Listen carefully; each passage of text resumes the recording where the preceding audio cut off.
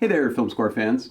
Today I'd like to take a look at my favorite Alan Silvestri score, which is not Back to the Future. Alan Silvestri has been steadily working since the 70s when he did most of the Chips television series.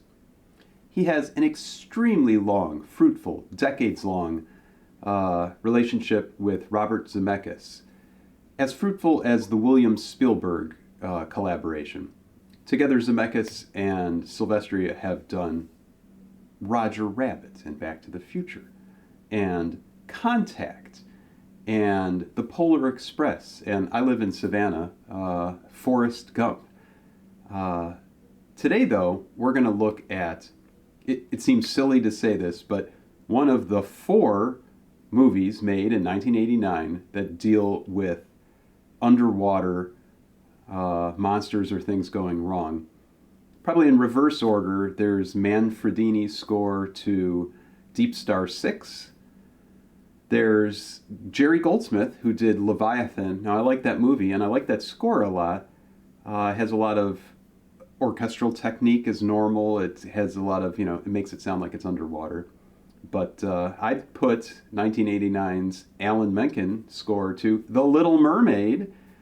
Yes, Ursula the Sea Witch is a scary thing underneath the water. Ahead of that, but at number 1, today's selection, The Abyss by James Cameron. What this has going for it, more than those other movies, is sure, there's peril, and they're deep underwater, and they're scared of what they find, namely an alien of some sort. But those aliens end up being gentle, and Silvestri's score really highlights that. It has kind of a James Hornery, which is kind of interesting, knowing that he had done Aliens and he'd go on to do many things with James Cameron. Kind of a choral beginning that's maybe a Willow influence. And I just love a lot about this score. Certainly at the end, the ship is raised by the aliens, and there's good.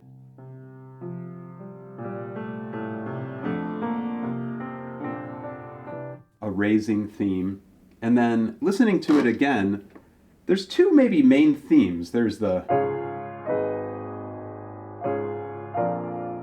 modal theme, but there's also the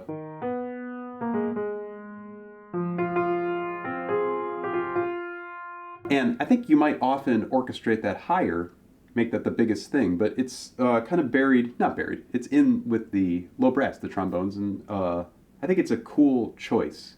And I think that's what I think of Silvestri. He has certainly a lot of hummable melodies. He has the Avengers theme now, but he is, I think, first and foremost, a good orchestrator. So regardless if you go out humming his scores at the end of a movie, you're going to enjoy what he's doing, and he is using all sorts of interesting instruments and, bassoons. He knows the orchestra well. Let's give The Abyss a listen.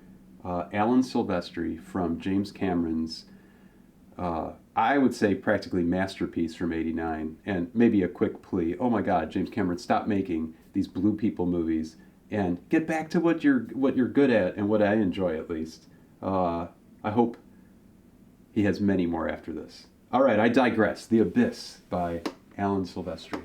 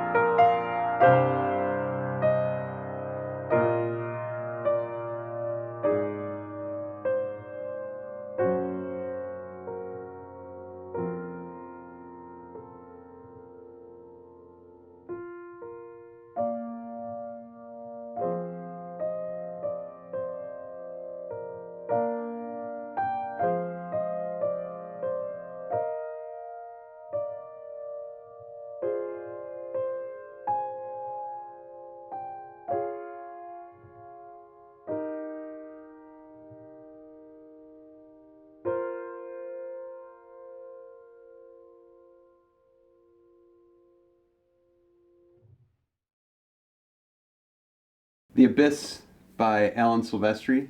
Thank you for supporting me. I run a Patreon, and there's a lot of exclusive content that I put up over there. Thanks to all my patrons. Check it out if you want to. But thanks for listening here. I hope you enjoyed this Alan Silvestri score as much as I do. It's on constant repeat in my CD player.